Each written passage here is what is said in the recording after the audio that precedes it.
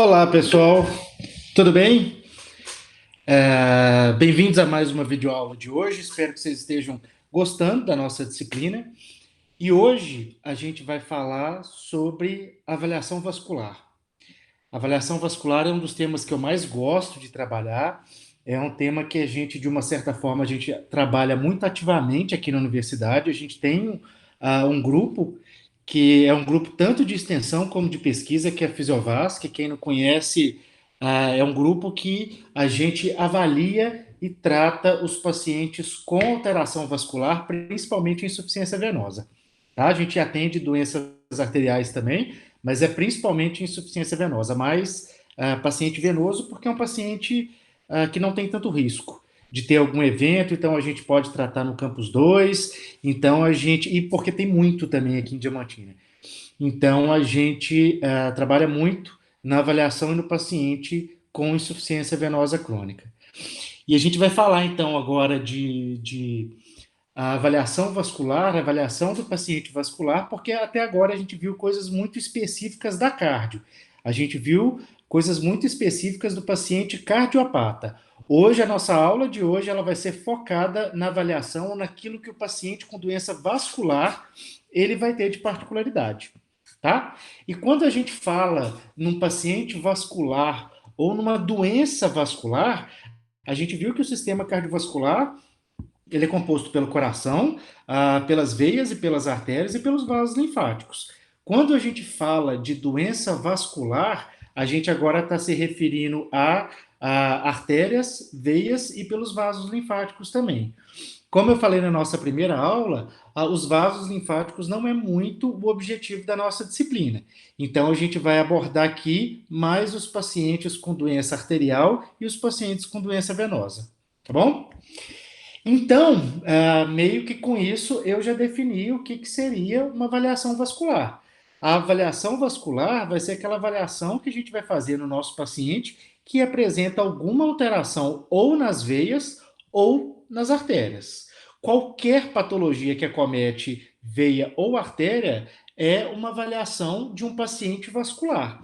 E, na verdade, essa questão de acometimento de veia e de artéria é muito amplo, né? Assim, sei que vocês vão achar que é sacanagem, mas não é não. Mas, por exemplo, um paciente com hemorroida é um paciente que tem alteração vascular, né? Mas aqui, obviamente, na fisioterapia não é um paciente que a gente vai tratar. Na fisioterapia, a gente vai focar muito no paciente que tem duas doenças específicas, uma de artéria e uma de veia, que seria aquele paciente com doença arterial periférica e um paciente com insuficiência venosa crônica.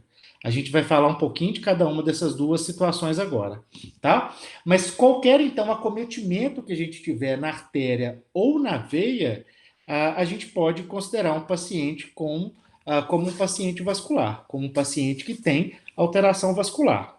Bom, vou mostrar, passar para a apresentação aqui agora.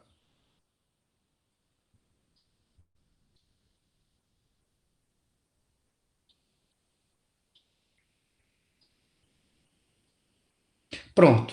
Então, hoje a gente vai falar sobre a avaliação vascular, principalmente nessas duas situações onde a gente encontra um campo maior para a fisioterapia, que é a avaliação do paciente com doença arterial periférica e a avaliação do paciente com insuficiência venosa crônica. E o nome mesmo já está falando, né? Um paciente com doença arterial periférica, ele vai ter uma alteração arterial. E o paciente com insuficiência venosa crônica, ele vai ter um acometimento venoso. A gente vai falar um pouquinho de cada uma dessas duas situações para entrar depois na avaliação desses pacientes. E a gente vai começar pela avaliação do paciente com doença arterial periférica. O que seria a doença arterial periférica e por que a doença arterial periférica ela é tão grave? Doença arterial periférica, ela vai ser o processo de aterosclerose, né, de acúmulo de placa de gordura, acúmulo de placa de ateroma nos membros do paciente. Pode acometer tanto o membro superior como o membro inferior, mas é muito mais comum nos membros inferiores do paciente. E por que a doença arterial periférica ela é tão grave? Tanto que nosso grupo que eu mencionei com vocês, no grupo da Fisiovasc, a gente já atendeu o paciente com doença arterial periférica, mas não é muito o nosso foco, porque é um paciente muito grave. Por que o paciente com doença arterial periférica é grave? Vocês concordam comigo que se o paciente tiver acúmulo de placa de ateroma nos membros inferiores, provavelmente ele vai ter um acúmulo de placa de ateroma disseminado pelo corpo. Então, provavelmente, por exemplo, as coronárias dele também podem estar cheias de placa de ateroma. Então, se é um paciente que que provavelmente tem placas de ateroma mais disseminadas, é um paciente que durante o processo ele pode ter algum evento adverso que a gente não está esperando. Então, é um paciente grave que vai ter, basicamente, isso a gente tem certeza, ele vai ter acúmulo de placa de gordura, ele vai ter acúmulo de placa de ateroma nos membros, normalmente nos membros inferiores. Mas ele também pode, isso aí a gente não pode afirmar, mas ele também pode ter acúmulo de placa de ateroma em outras grandes artérias, né? E aí, vamos pensar na fisiologia da doença, na fisiopatologia da doença. Se ele tem uma placa de ateroma nas artérias dos membros inferiores, o que vai acontecer com o fluxo sanguíneo nessa região? Vai estar diminuído. E é aí que entra toda a fisiopatologia do paciente com doença arterial periférica.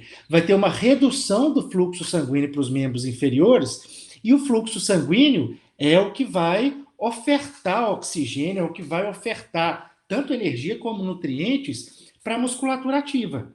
Então, se é o fluxo sanguíneo, se é o sangue que está levando oxigênio e nutrientes para aquela musculatura, para ela entrar em atividade, e esse fluxo sanguíneo está reduzido em casos de doença arterial periférica, esse paciente vai sentir basicamente dor na hora de caminhar. Muita dor, uma dor insuportável. Para vocês terem ideia, dependendo do paciente, não é raro a gente encontrar isso, dependendo do paciente com doença arterial periférica, ele não consegue caminhar 50 metros sem parar por causa da dor. Então, é um paciente que, primeiro, vai sentir muita dor na hora de caminhar, e toda vez que ele começar a sentir uma dor muito forte, ele vai começar a mancar. E nessas situações onde o paciente começa a mancar, a claudicar, a gente tem uma situação muito característica da doença arterial periférica, que é chamada de claudicação intermitente. O que é a claudicação intermitente que esse paciente vai apresentar? O paciente vai começar a caminhar, só que à medida que ele caminha, ele vai começar a sentir muita dor. Então ele vai parar. Na hora que ele para, como que estava provocando a dor era a caminhada, na hora que ele fica em repouso, a dor para. Não é uma dor que permanece em repouso. A dor ela vai acontecer só na hora que o paciente estiver caminhando, porque não vai ter fluxo sanguíneo suficiente para ofertar aquilo que a musculatura em atividade precisa. Então, aí ele vai apresentar essa situação, normalmente, que é chamada de claudicação intermitente. Além disso, o que mais esse paciente vai apresentar? Um monte de alteração circulatória, né? Porque se o sangue está chegando em menor quantidade nas extremidades do membro inferior, um monte de anormalidade circulatória decorrente disso vai acontecer. E é isso que a gente vai ver com mais detalhe a partir desse slide. Então, no paciente com doença arterial periférica, a gente vai ter a redução desse fluxo sanguíneo decorrente de uma placa aterosclerótica. A manifestação mais comum é a claudicação intermitente, que é aquela situação em que o paciente não vai sentir dor em repouso, mas assim que ele começa a caminhar, ele começa a sentir muita dor, e quando ele volta para o repouso, a dor desaparece novamente. E que se a doença evoluir demais, ela pode evoluir para cianose, úlcera e gangrena. Por quê? Se a gente tem uma placa aterosclerótica no membro inferior, aquele fluxo sanguíneo vai estar interrompido, vai chegar menos sangue, e essa quantidade menor que está chegando, decorrência dessa redução do fluxo sanguíneo, vai provocar essa cianose, a úlcera e a gangrena. Assim como anormalidades na cicatrização desse paciente. Aí tem algumas fotos que eu coloquei do quadro clínico que o paciente pode apresentar. Então, a gente vai ter essas anormalidades da microcirculação, o fluxo sanguíneo está menor, os membros, as extremidades do membro inferior não vão receber a quantidade adequada de sangue. O paciente vai sentir dor, a dor que não acontece normalmente em repouso, a dor é com o exercício, porque a musculatura que está sendo exercitada não vai conseguir receber esse suporte sanguíneo necessário.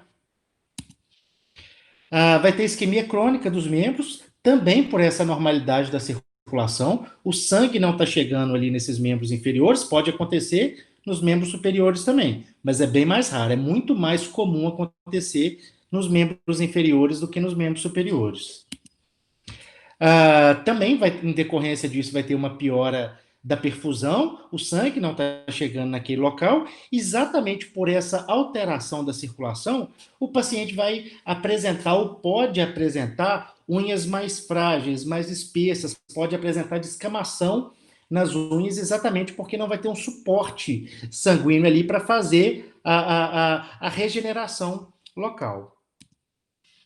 Nos casos muito graves, pode evoluir para hipóxia tecidual e para gangrena, dificuldades de cicatrização, porque o fluxo sanguíneo não está chegando para o local. E uma forma que a gente tem de classificar esse paciente com doença arterial periférica, a mais utilizada que a gente tem é a classificação de Fontaine. A gente tem duas principais, tem a de Fontaine e a de Rutherford. A de Fontaine é mais utilizada que a de Rutherford, por isso que eu trouxe ela para vocês. Então, o paciente pode ser classificado de acordo com a presença em 4 grupos, de acordo com a sintomatologia dele, a presença dos sinais e sintomas. Quando o paciente é classificado como grau 1 de Fontaine, significa que ele tem doença arterial periférica, mas ele é assintomático. Ele ainda não apresenta nem a claudicação intermitente, que é tão clássico da doença arterial periférica. Quando a gente fala que o paciente Fontaine grau 2, significa que ele já tem claudicação intermitente. Ou seja, ele não tem dor em repouso, mas na hora que ele começa a caminhar, ele começa a sentir dor. E essa dor volta a desaparecer na hora que ele está em repouso. Um Fontaine grau 3 significa que o paciente já tem a dor, inclusive em repouso, em decorrência da isquemia que ele vai apresentar. E um paciente Fontaine grau 4 é aquele paciente que já tem a normalidade na circulação tão grave que ele já vai apresentar úlcera ou gangrena dessa extremidade ou do membro inferior. E aí, a gente vai conceituar agora a insuficiência venosa. A gente já viu que a doença arterial periférica ela é formada por placa de ateroma, ela é grave porque essas placas de ateroma podem estar disseminadas. A claudicação intermitente é um achado clássico da doença arterial periférica, sendo que essa situação onde o paciente vai claudicar durante o exercício, mas que em repouso ela some, e que a gente pode classificar o paciente em Fontaine de grau 1 até grau 4, sendo que o grau 4 é o pior quando o paciente já está apresentando úlcera e gangrena. E a insuficiência venosa crônica. Vamos pensar nela aqui. O que é insuficiência venosa crônica? Primeiro, o nome já está falando, é uma alteração na veia. A insuficiência, ela é venosa. E é muito assustador, porque aqui em Diamantina, a gente tem muito caso de insuficiência venosa. Muito. Eu lembro que quando eu vim para cá, e eu fui para o posto de saúde, eu achei que a maioria dos pacientes iam me procurar para perguntar como sabia, né, que eu era da cardio, iam me perguntar sobre hipertensão, insuficiência cardíaca, diabetes. Todo mundo só queria saber do tratamento da insuficiência venosa crônica. Tá? E realmente a prevalência da insuficiência venosa crônica no mundo todo ela é muito grande, mas aqui em Diamantina eu acho que ela é até um pouco maior do que eu esperava. E o que é insuficiência venosa crônica? Vai ser uma insuficiência da veia. Quando que a gente vai considerar uma veia insuficiente? A gente tem duas situações que vai levar a isso. Para a gente falar que uma veia da perna, principalmente, ela é insuficiente, significa que o sangue ou não está indo, ou o sangue não está subindo, ou ele está subindo e está voltando. Concorda comigo? Porque a veia, principalmente dos membros inferiores, a artéria é muito fácil, que para descer todo o santo ajuda. Agora, a veia, ela está fazendo um movimento contra a ação da gravidade. Ela está saindo lá de baixo e está tentando voltar com esse sangue lá para o coração. E aí, quando que a gente pode considerar, então, a veia insuficiente? Quando o sangue ele não está retornando adequadamente, não está indo, né, para o coração adequadamente. E a gente tem duas situações que podem provocar insuficiência venosa crônica. Primeira situação, a válvula das veias está incompetente. Por quê? Panturrilha contrai, o sangue é ejetado. Teoricamente, qual que seria a função de uma válvula presente nas veias normal? Ela fecha e impede esse refluxo de sangue para onde ele estava. Então, a panturrilha contrai, o sangue sobe, a veia fecha e o sangue não consegue voltar para o lugar onde ele estava antes. Se por um acaso a gente tiver uma anormalidade no funcionamento dessas veias, essas veias elas não vão conseguir fechar direito. E no momento, nessa situação que elas não conseguem fechar direito, o sangue, pelo menos uma parte dele, retorna para onde ele estava. Então, nessa situação, a gente tem uma veia incompetente, uma válvula incompetente, que não está permitindo que o fluxo de sangue seja unidirecional. O sangue está retornando. E à medida que o sangue retorna, ele começa a provocar um acúmulo ali no local, uma estase sanguínea, aquilo começa a dilatar demais a veia e a gente tem aquelas veias varicosas, aquelas veias mais inchadas nas pernas que a gente vê de vez em quando acontecer. Então, essa é uma situação. Qual que é a outra situação que também pode levar à insuficiência venosa junto com a incompetência valvular? Disfunção de bomba da panturrilha. Se a panturrilha estiver fraca o suficiente para não provocar uma contração vigorosa para levar o sangue para cima, o sangue também vai acumular ali no local, também vai provocar essa dilatação das veias e também pode provocar insuficiência venosa crônica. Então, como etiologia, a gente tem essas duas alterações. A incompetência valvular associada à disfunção de bomba da panturrilha. Ok? Então, pessoal, essa anormalidade, a insuficiência venosa crônica é essa anormalidade no sistema venoso e que pode afetar tanto as veias mais superficiais como as veias profundas ou ambas as veias. A gente vai falar um pouquinho mais sobre os tipos de insuficiência venosa que a gente tem. Deixa eu pegar aqui o laser. Olha que legal o laser. Aqui a gente tem o exemplo de uma veia varicosa, uma veia bem dilatada já, uma veia já bastante comprometida, exatamente porque tem essa estase venosa. A gente tem duas situações. Primeiro, a pressão aqui dentro está muito elevada, né? E a gente tem essa estase venosa, esse acúmulo de sangue, que também vai contribuir para aumentar o diâmetro dessas veias. E aqui a gente tem também um outro caso de insuficiência venosa, mas aqui bem mais leve, que são as veias reticulares, são esses vasinhos arrebentados. Mas aí já é um caso bem mais leve de insuficiência venosa que nosso paciente pode apresentar. Então, a fisiopatologia, a gente já mencionou, tem duas. Primeiro, a panturrilha está sem força o suficiente para mandar o sangue para cima. E a segunda, que também é extremamente importante, é a incompetência das válvulas. Aqui, olha, na primeira figura, a gente vê uma válvula normal, uma válvula altamente funcionante no paciente com insuficiência venosa crônica. Então, a panturrilha contraiu, o sangue subiu, ele tentou descer aqui, olha, mas como a válvula estava fechada, ele acabou voltando. Então, o sangue aqui, o fluxo de sangue, ele vai nesse sentido unidirecional. Ele vai e não volta mais. Num paciente com insuficiência venosa crônica, que a gente está vendo na figura de baixo, a panturrilha contrai, o sangue sobe, mas por incompetência valvular, a válvula ela não fecha totalmente. Então, de fato, uma parte do sangue fica nesse sentido unidirecional, mas uma outra parte tem um fluxo retrógrado. Ele volta do ponto da onde ele está. E se ele volta, ele começa a provocar essa estase sanguínea, ele vai aumentar a pressão dessa veia, vai provocar essa veia mais dilatada, essa veia varicosa, e aí vai provocar todos essas alterações que o paciente vai apresentar, essa fisiopatologia que o paciente vai apresentar, quadro clínico. Então, que o paciente com insuficiência venosa crônica ele vai apresentar? Primeiro, que é fácil da gente visualizar, edema. Né? Se o sangue não está saindo da veia, se o sangue não está conseguindo voltar até o coração, se o retorno venoso está comprometido, ele vai provocar essa estase sanguínea, esse acúmulo de líquido no membro inferior, e o paciente automaticamente vai apresentar, consequentemente, o paciente vai apresentar edema.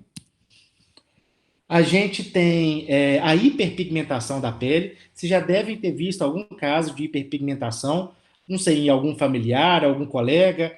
A hiperpigmentação é essa área mais arroxeada, mais escura da pele, que é provocada pela hemosiderina. É muito comum a gente encontrar isso num paciente com insuficiência venosa, pela estase sanguínea.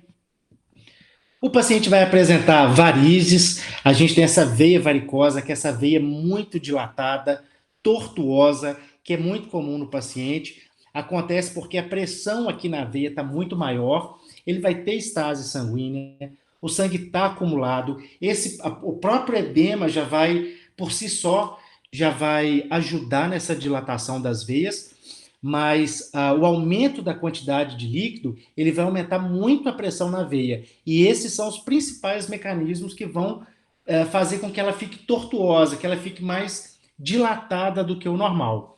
Aqui, olha na figura de novo, vamos observar.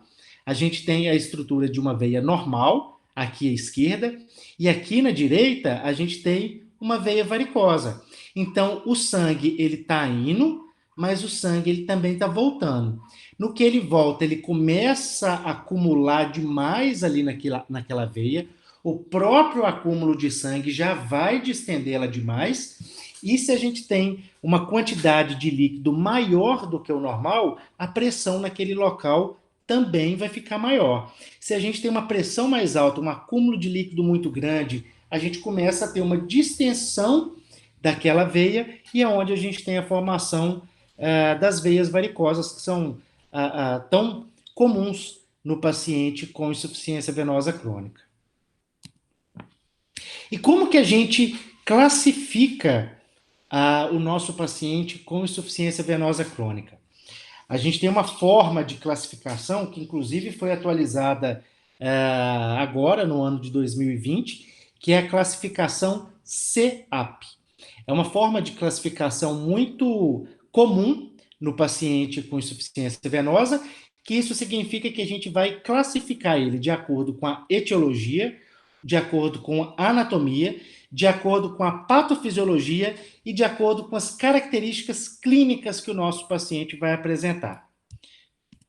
Em relação à classificação etiológica, pessoal, só um parêntese, a classificação etiológica, a classificação anatômica e a classificação patofisiológica, a gente não costuma fazer muito na nossa prática do dia a dia, não, nós fisioterapeutas, porque normalmente a gente precisa de um exame de imagem, normalmente, para a gente conseguir detectar isso, com exceção da etiológica, que ela pode ser feita por uma anamnese muito bem feita, mas normalmente a gente usa mais a classificação baseada no quadro clínico, tá? Em relação à classificação etiológica, a insuficiência venosa crônica, ela pode ser congênita, o paciente já nasceu com essa alteração venosa, ela pode ser primária, quer dizer, a insuficiência venosa aconteceu por si só, ela não tem uma causa secundária, ela pode ser secundária a alguma situação ou alguma doença. Por exemplo, ela pode ser secundária a diabetes, que já vai provocar essa alteração na microcirculação, pode ser secundária também, talvez, algum traumatismo, ou ela pode não ter causa aparente identificada.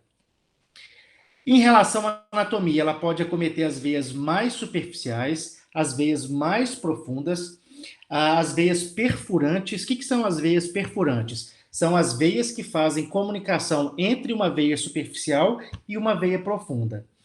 Ou então, ela pode não ter uma veia identificada. Em relação à patofisiologia, a insuficiência venosa crônica ela pode ser básica ou ela pode ser avançada.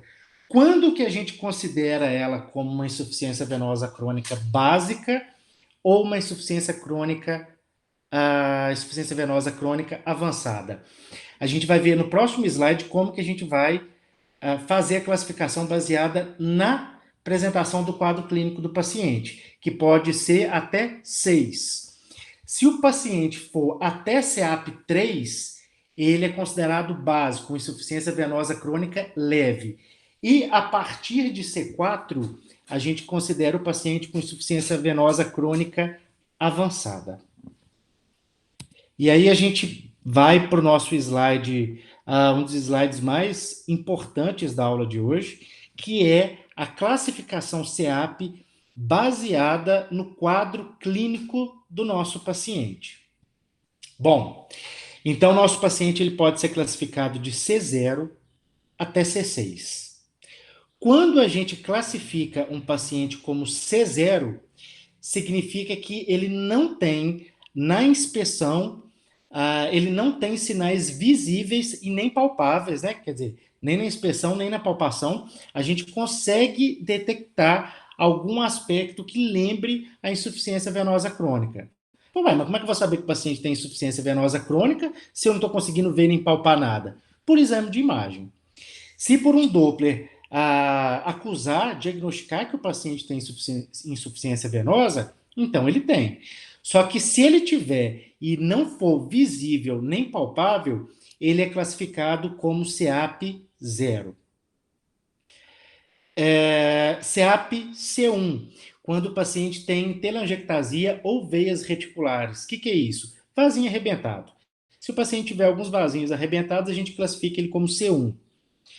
Paciente C2 é um paciente que tem veia varicosa, que é aquela veia que a gente já demonstrou, a gente vai ver uma foto dela no próximo slide também, que ela está dilatada, tortuosa, ela é bem proeminente na perna. E a gente marca ele, classifica ele como paciente C2R, se essas veias varicosas forem recorrentes. Um paciente C3 é aquele paciente que tem, além de tudo, ele tem edema, tá? Então, lembrando, até C3, a gente considera um paciente como paciente leve. E a partir de C4, que é quando o paciente tiver alteração trófica, a gente considera ele como um paciente mais avançado. Então, o paciente C4, ele já tem alteração cutânea, tem alteração trófica, ele já tem alteração na pele. A gente considera ele como C4A quando ele tem aquela hiperpigmentação que a gente já demonstrou. A gente considera ele como um C4B como aquele paciente que tem atrofia branca, que é quando ele já começa a ter um machucado, vamos colocar assim, que ele já tem uma quase úlcera, ele já tem uma dificuldade de cicatrização, e na borda dessa ferida, a gente tem uma placa branca mesmo. Um paciente C4C é quando ele tem corona flebática. O que é corona flebática? A gente tem um monte de vasinho arrebentado com uma área cheia de hiperpigmentação em volta. Um paciente C5 é aquele paciente que tem úlcera cicatrizada, e um paciente C6, que é o mais grave de todos, é aquele paciente que tem úlcera venosa ativa, tá? Sendo que ele também pode ser classificado como C6R, se essas úlceras forem recorrentes. Então, aqui na primeira figura, pessoal, a gente está vendo a telangiectasia, os vasinhos arrebentados. Aqui a gente já tem a presença de veias varicosas, veias mais tortuosas, principalmente aqui a gente consegue enxergar bem. Aqui a gente tem esse processo de hiperpigmentação, tá vendo que a pele está mais escura aqui, olha, na região do tornozelo. Aqui é a ferida, é o início da ferida que eu falei com vocês, que tem essa borda mais branca, ela, sabe como que tá falando? Ela solta até quase que um pozinho aí de uma descamação que ela tem, exatamente por essa dificuldade de cicatrização. E aqui a gente tem um caso mais grave, que é um paciente que tem úlcera venosa ativa. E o que a gente tem que tentar rastrear no nosso paciente que tem alteração vascular? O que a gente pode avaliar? Como que a gente pode avaliar o nosso paciente com doença vascular? Seja ele um paciente com doença arterial periférica ou um paciente com doença venosa, né? Com insuficiência venosa crônica. Aqui estão as referências da aula de hoje. Tudo é baseado em artigo. A gente não tem um livro que fale de fisioterapia vascular. Na verdade, está para sair um livro por agora, mas enquanto a gente não tem, a nossa aula foi toda elaborada a partir de artigos, tá? Podem baixar, que são artigos bem interessantes. Vocês podem gostar do assunto, assim como eu gosto. Bom, na anamnese, né? A gente já viu que a anamnese é essa investigação, esse interrogatório que a gente faz com o paciente. Quais os tópicos específicos da vascular a gente pode investigar no nosso paciente que tem alguma alteração ou arterial ou venosa? Em relação a o que ele tem, o que ele apresenta, ou os fatores de risco dele, mas que são do paciente, a gente pode investigar se o paciente teve um traumatismo recente, que pode ter acometido a rede vascular local. Se o paciente fuma, a gente sabe que as substâncias do cigarro elas podem provocar lesão endotelial, que automaticamente pode depois virar uma placa de ateroma nisso e levar a doença arterial periférica. Verificar se o paciente tem comorbidade associada, se ele tem pressão alta, né, hipertensão arterial sistêmica. A hipertensão arterial sistêmica também pode levar à lesão do endotélio, a disfunção endotelial, e isso levar à doença arterial periférica. Questionar o paciente se ele tem diabetes. A diabetes ela também provoca alteração na microcirculação, na cicatrização de ferida, e ela pode provocar alguma alteração venosa em decorrência disso, ou se o paciente tem alguma doença reumática. Em relação aos antecedentes familiares, a gente deve investigar se tem caso de diabetes em parente próximo, se algum parente próximo teve algum evento trombótico, né, um evento relacionado à trombose. A gente sabe que a trombose ela é uma consequência grave da insuficiência venosa crônica. Então, se algum familiar teve trombose, é porque ele tem alteração venosa e automaticamente o nosso paciente ele pode ter também, porque a gente tem aí um fator hereditário importante. Identificar se algum familiar já teve algum evento aterosclerótico, principalmente infarto, né? Se a gente pensar que o infarto é provocado pela oclusão de uma das ramificações da coronária, isso não deixa de ser um fator de risco para a doença arterial periférica. Se o paciente infartou, é porque ele teve placa de ateroma nas ramificações das coronárias. Se teve lá, pode ter nos membros inferiores também. Questionar casos de aneurisma na família. Aneurisma é uma alteração arterial. E questionar se na família do paciente também tem muito caso de veias varicosas. Aqui eu coloquei um artigo que eu acho muito legal, que é um score de risco para predizer, para tentar identificar aqueles idosos com doença arterial periférica. A gente não precisa necessariamente aplicar esse score, mas ele coloca 4 tópicos que são fundamentais na investigação, que a gente pode questionar o paciente também. Primeiro, perguntar se ele, na verdade, inspecionar e ver se ele apresenta anormalidade no pulso do tornozelo. Aí a gente pode palpar o pulso pedioso e o pulso do tibial anterior do nosso paciente. E a gente pode olhar se a frequência está boa, se a amplitude da onda está boa, ou verificar se tem alguma anormalidade. Perguntar para o paciente se ele é hipertenso, perguntar para o paciente se ele fuma, a gente já viu por que essas duas situações são importantes para a gente investigar, e perguntar para o paciente se ele apresenta algum tipo de desconforto na hora da caminhada. Não necessariamente uma claudicação intermitente, mas às vezes o paciente está começando a apresentar alguns sinais de doença arterial periférica, então está com leve desconforto. E o fato de apresentar o desconforto já acende uma luzinha aí para a gente investigar a presença de doença arterial periférica nesse paciente. E o que a gente tem que investigar? Já que a gente já viu as questões relacionadas à anamnese, o que a gente tem que investigar no paciente em relação à inspeção e palpação? Na inspeção, verificar, fazer uma inspeção geral dos membros inferiores do paciente. Ver a situação da unha, como é que está, se o membro inferior apresenta com descamação, se apresenta que isso aí já é uma normalidade na circulação, se apresenta alteração da cor, se já tende a apresentar uma característica mais cianótica. Palpar os pulsos periféricos, mais uma vez, vamos palpar o pulso pedioso e o tibial posterior, ver se o pulso está normal, se a pulsação está boa, se a amplitude do pulso está boa, e verificar a perfusão capilar do nosso paciente. Aperta, deixa branco ali sem sangue o dedo, depois solta e vê quanto tempo essa perfusão, esse tempo de reperfusão tecidual, ele volta para acontecer. Tá bom? A gente já viu na nossa aula como que faz os testes de perfusão capilar. O que a gente tem que verificar também? O edema do paciente. Quando a gente estava falando de avaliação do edema, a gente viu que normalmente o edema do paciente cardiopata, ele pode ser generalizado ou pode ser bilateral. No paciente com doença vascular, ele pode ser unilateral também. Ele pode ser bilateral, mas normalmente uma perna está muito mais acometida com a outra.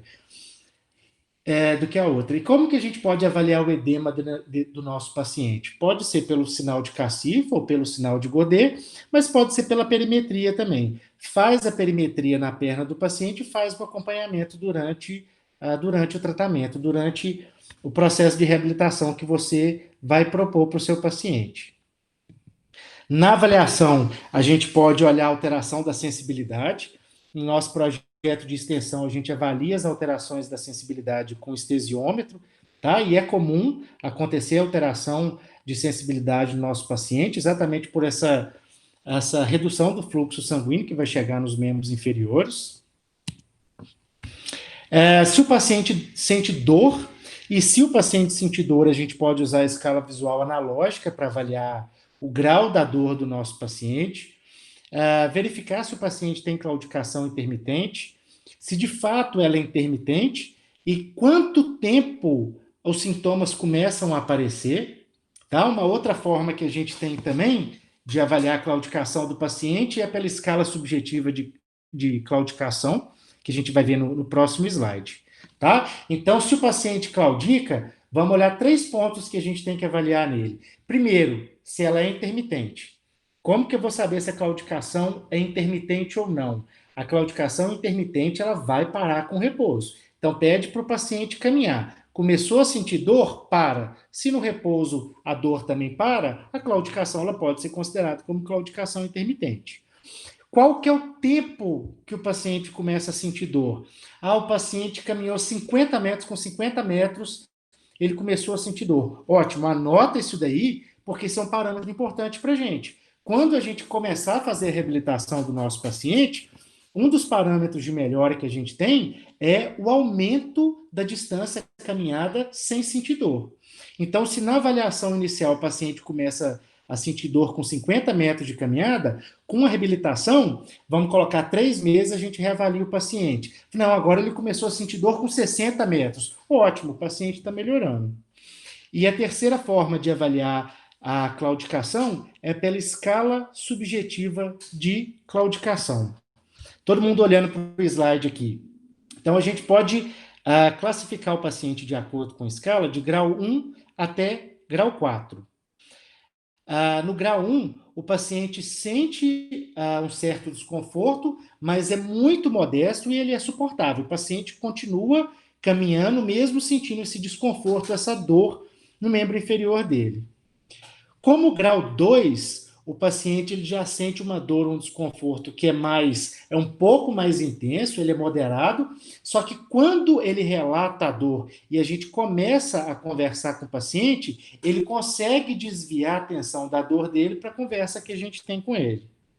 O paciente com grau 3, ele já tem uma dor muito mais intensa. Quando a gente começa a conversar com ele, ele não consegue desviar a atenção da dor para a conversa, ele continua reclamando da dor que ele está sentindo. E o paciente com grau 4 é aquele paciente que está apresentando dor e desconforto que ele considera insuportável. Tá bom? Voltando na avaliação, então a gente vai avaliar a dor do nosso paciente, a gente vai avaliar a claudicação do paciente e alteração na força muscular. A gente já viu que uma das etiologias prováveis da insuficiência venosa crônica é a disfunção da bomba de panturrilha. Então a gente tem que avaliar a musculatura da panturrilha do nosso paciente com doença vascular, mas principalmente o paciente com insuficiência venosa crônica. A gente pode fazer com ele o teste de força muscular, se a gente for olhar membros inferiores de uma forma geral, mas tem outros dois testes que a gente vai ver daqui a pouquinho também, que são muito úteis para avaliar a força muscular do nosso paciente, a força muscular dos membros inferiores do nosso paciente. Além disso, no exame físico, o que a gente tem que fazer? A gente tem um teste, na verdade não é nenhum teste, é um exame clínico mesmo, que é chamado de índice tornozelo braquial ou ITB. Ele é muito bom para a gente conseguir avaliar se o paciente tem doença arterial periférica ou se ele tem um depósito de placa de ateroma significativo nos membros inferiores. Como que a gente vai fazer o índice tornozelo braquial? Mole. A gente tem duas formas. A primeira, que a gente não vai abordar muito aqui, só pegar o laser, que é essa aqui da direita, que é utilizando o ultrassom. Uai, mas como que a gente vai fazer então se a gente não tem ultrassom? Tem uma outra forma, não é tão fidedigna, mas é muito bem estabelecido na literatura, que é avaliando a pressão arterial. Então presta atenção aqui na figura, nessa primeira figura aqui da esquerda. Como que a gente vai fazer, calcular o índice tornozelo braquial? Primeiro, a gente vai aferir a pressão do paciente na artéria braquial, né, como se a gente tivesse aferindo a PA normal, nos dois braços, no braço esquerdo e no braço direito. E aqui, qual o valor que a gente vai anotar? Qual que foi a maior pressão medida nos dois braços? Foi a do braço direito. Então, a gente vai usar do braço direito. E logo depois, a gente vai medir a pressão nas duas pernas do nosso paciente. E a gente também vai adotar a pressão arterial sistólica maior que a gente encontrar. Tá bom? Como que a gente faz para medir a pressão da perna do paciente? Que tem esquisito que é esse? Igualzinho a gente mede, igualzinho a gente afere a pressão arterial no braço do paciente. Só que ao invés de posicionar no indicativo da artéria braquial, a gente vai colocar no indicativo do pulso pedioso. E aí, o que nós vamos fazer? A gente aferiu dos dois braços. O braço direito a sistólica foi de 120. No braço esquerdo foi de 110. Então, eu vou pegar o valor de 120. Na perna direita foi 120. Na perna esquerda foi de 130. Então, eu vou pegar o de 130. Sempre, quando eu pegar os dois braços, eu vou pegar a sistólica de maior valor e quando eu aferir nas duas pernas, eu vou pegar também a sistólica de maior valor. E o que eu vou fazer com essas duas sistólicas, a maior do braço e a maior da perna? Dividir. Qual vem primeiro? O índice chama índice tornozelo braquial. Então, eu vou dividir a maior sistólica da perna pela maior sistólica do braço. Correto? E quando eu divido a maior sistólica da perna pela maior sistólica do braço, eu vou ter um índice, né? Encontrar um valor que a gente vai classificar o paciente de acordo com o índice tornozelo braquial. Se esse valor que eu encontrei for abaixo de 0,91, significa que o paciente é altamente indicativo, isso é a situação, é altamente indicativa de doença arterial periférica. Se esse valor for de 0,91 a 1,30, provavelmente o paciente não apresenta nenhum caso de rigidez arterial. Mas se esse valor for acima de 1,30, isso é altamente indicativo de rigidez arterial disseminada pelo corpo. Tá? Isso significa, o que esse índice quer dizer para a gente, acima de 1,30, que ele já tem uma rigidez na parede das artérias. Como é que a gente chama rigidez da parede das artérias? Arteriosclerose, que seria o processo de calcificação da camada média dos vasos, a camada média das artérias. A gente sabe que a camada média das artérias, ela tem uma composição que é basicamente de tecido muscular liso. E quando a gente tem uma calcificação desse tecido que é muscular, essa artéria ela vai ficar mais rígida. Então a gente tem esse processo que é chamado de arteriosclerose. Não confundir com aterosclerose. Aterosclerose é depósito de placa de gordura. Arteriosclerose é o processo de rigidez arterial que é tão comum, por exemplo, no nosso paciente idoso. Ok? E aí, para não precisar de decorar, por que, que um paciente com doença arterial periférica ele vai apresentar um índice tornozelo braquial baixo? Se o índice tornozelo braquial dele está abaixo de 1, significa, concorda comigo, que a pressão no tornozelo vai ser menor do que a pressão no braço. Correto? Espero que sim. E o que acontece é o seguinte: num sujeito saudável, normalmente a pressão que a gente afere na artéria braquial é praticamente a mesma, é quase que igual à pressão que a gente afere utilizando o pulso pedioso ou tibial posterior. Então a gente teria aí um índice de 1, que elas seriam iguais. Mas num paciente com doença arterial periférica, ele vai ter esse processo de aterosclerose.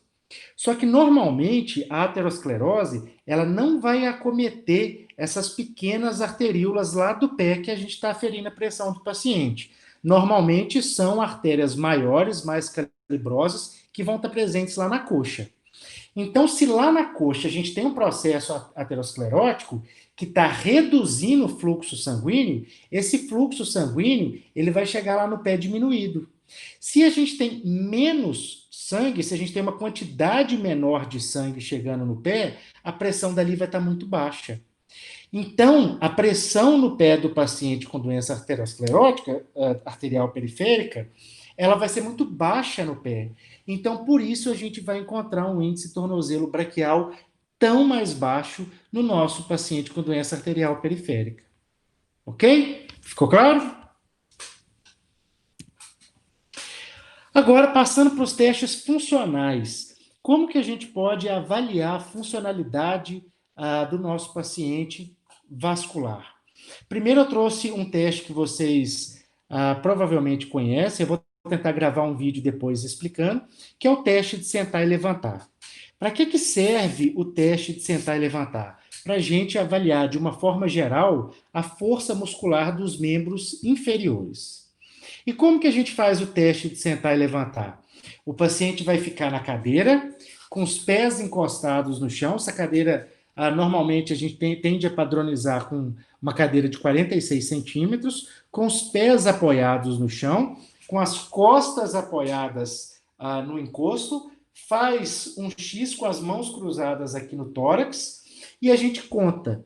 E pede para o paciente levantar da cadeira, fazendo a extensão completa do joelho e sentar de volta até encostar as costas na cadeira. E como que a gente encerra o teste? A gente tem vários tipos de teste de sentar e levantar. A gente tem o teste de sentar e levantar de 5 repetições, a gente tem o teste de sentar e levantar de 10 repetições, a gente tem o teste de sentar e levantar de 30 segundos e a gente tem o teste de sentar e levantar de 1 minuto. O mais padronizado que a gente tem na literatura, que é o que eu trouxe para vocês, é o teste de sentar e levantar de 1 minuto. E normalmente é ele que a gente costuma fazer. Tá? Mas como que a gente faz o resto? O teste de sentar e levantar de 5 repetições, a gente vai contar o tempo que o paciente gasta para fazer 5 repetições de levantar e sentar na cadeira de volta. O teste de sentar e levantar de 10 repetições, a gente vai contar o tempo que o paciente gasta para sentar e levantar da cadeira durante 10 repetições. O teste de sentar e levantar de 30 segundos, a gente vai contar quantas repetições, quantas vezes o paciente levanta e senta na cadeira durante 30 segundos. Para finalizar, né, o teste de sentar e levantar de 1 minuto, a gente conta quantas repetições o paciente consegue fazer, ou seja, quantas vezes ele consegue levantar e sentar da cadeira de volta durante 1 minuto. Ok? Então, aqui nessa tabela, a gente tem os valores de referência que a gente pode utilizar no teste de sentar e levantar de 1 minuto. Deixa eu pegar o laser. Aqui a gente tem a faixa etária desse lado, tá? Aqui os valores de referência para o sexo masculino e aqui os valores de referência para o sexo feminino. Então, por exemplo, se a gente tem um paciente com idade entre 20 e 24 anos e ele conseguiu fazer 50 repetições, e esse paciente é do sexo masculino, significa que ele está no percentil 50. Ou seja, ele está melhor do que 50% da população masculina com a idade dele e pior do que outros 50% da população masculina que tem a mesma idade dele. Mas se você falar assim, não, meu paciente tem de 20 a 24 anos, mas ele fez 57 repetições em 1 minuto. Ótimo, isso significa que ele está no percentil 75. Ou seja, ele está melhor do que 75% da população masculina da idade dele e pior do que 25% do que a população masculina da idade dele. Em relação às mulheres, a gente tem uma paciente aqui, então, vamos colocar também de 20 a 24 anos. Se ela fez 39 repetições em 1 minuto, isso significa que ela está no percentil 25. Ou seja, ela está melhor do que 25% da população feminina da idade dela e pior do que 75% da população feminina com a idade dela. Tá? Sempre lembrando que independentemente do tipo de teste de sentar e levantar que vocês utilizarem, a finalidade do teste é a avaliação da força muscular dos membros inferiores. E aí a gente tem um outro teste funcional, também vou gravar um vídeo para vocês, e esse teste funcional é muito legal, e a gente usa muito esse teste com o paciente com alteração vascular, que é o teste da ponta do pé. Como que o teste da ponta do pé é feito? Como que ele surgiu? Bom, primeiro, o teste da ponta do pé, qual que é o objetivo dele? O objetivo dele é verificar força e resistência dos músculos da panturrilha. E a gente já viu que isso, até para o paciente com insuficiência venosa, já que uma das etiologias da insuficiência venosa crônica é a disfunção da panturrilha como bomba, é um teste que é extremamente utilizado, então, no nosso paciente com doença vascular, porque ele vai verificar tanto força como resistência dos músculos da panturrilha, ok? Ele foi um teste que, na verdade, ele surgiu lá na desportiva, ele foi feito para ver integridade do tendão de Aquiles, e ele foi adaptado depois para vascular. E, inclusive, na desportiva, ele é feito unipodal, ele é feito primeiro com uma perna e depois com a outra. Na vascular, como às vezes o paciente ele tem muita dificuldade de equilíbrio também, a gente faz com os dois pés juntos, ok? Como que o teste é feito? Olha só aqui na figura. A gente tem primeiro a fase de preparo. O paciente vai ficar com a mão apoiada numa parede, com os dois pés no chão, com um pouquinho de flexão de cotovelo, e a gente vai pedir para ele fazer uma flexão plantar máxima, o máximo que ele conseguir. Quando ele fizer acompanha aqui o laser, por favor. Quando ele fizer essa flexão plantar máxima, a gente vai pegar uma régua ou um marcador e identificar aqui na parede qual que foi a altura que o paciente atingiu quando ele fez essa flexão plantar máxima. Depois que a gente marcou, pode pedir para o paciente descer, voltar ao normal, que o teste ainda vai começar. E aí a gente vai explicar o procedimento para ele. Como que é feito, então, o teste da ponta do pé? A gente vai pedir para o paciente continuar a fazer flexões plantares máximas, ou seja, até encostar a cabeça na régua e voltar. Quando ele volta, na verdade, ele vai fazer várias flexões plantares máximas. E a gente vai cronometrar quanto o tempo e quantas repetições o paciente consegue fazer essas flexões plantares máximas até a exaustão dele. Quando ele não aguentar mais de dor, ele fala assim, parou, não consegui mais, a gente vai ver quanto tempo ele conseguiu fazer e quantas flexões plantares ele conseguiu fazer também. Então, são duas variáveis que a gente vai coletar. O tempo que o paciente conseguiu fazer e o número de flexões plantares que ele conseguiu fazer. Beleza. Então, o teste só para quando o paciente não conseguir aguentar mais? Não, a gente tem um segundo critério de interrupção do teste também, que é quando o paciente não conseguir alcançar a régua por 2 vezes seguidas. Se o paciente não conseguiu alcançar a régua ou a demarcação que a gente fizer com a cabeça durante 2 vezes seguidas, significa que ele não está conseguindo mais fazer essa flexão plantar máxima. Se ele não está conseguindo fazer a flexão plantar máxima, significa que o paciente não tem a força e resistência necessária e o teste pode, a gente pode dar o teste como encerrado também, tá? Lembrando que a gente não pode incentivar o paciente durante o teste. É só no início e no final do teste que a gente vai falar com o paciente, tá bom? Adoro esse teste, viu? Aqui a gente também tem os valores de referência, os valores nacionais, os valores de referência para a população brasileira. Aqui a gente tem do lado esquerdo, a gente tem a faixa etária, ok? Aqui a gente tem o número de flexões plantares desejadas.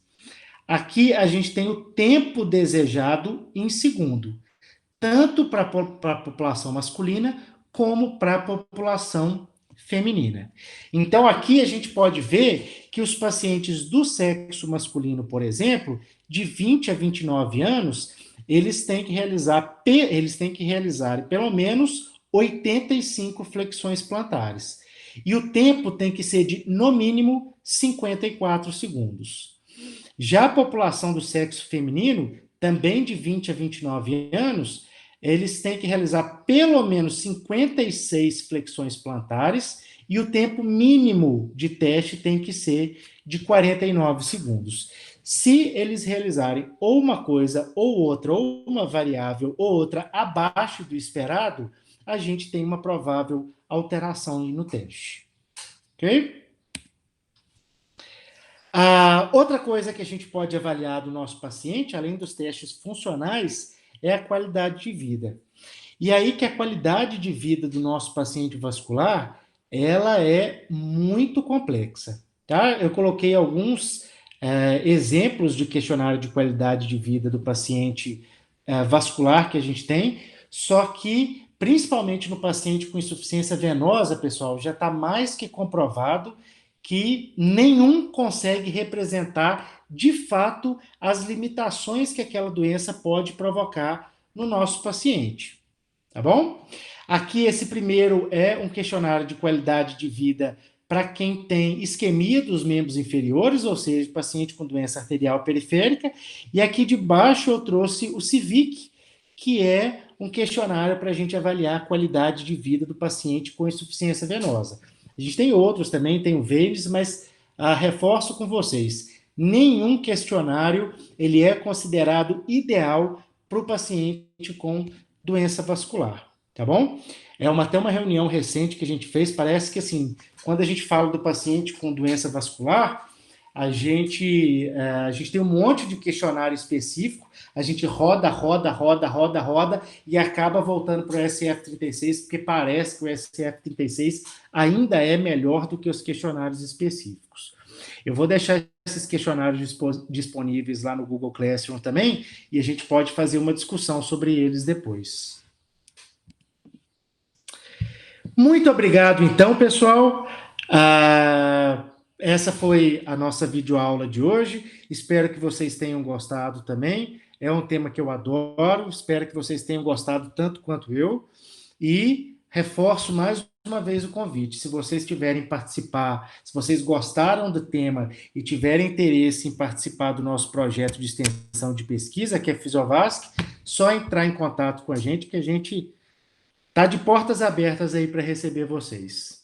Tá bom? No mais, um abraço a todos e até amanhã.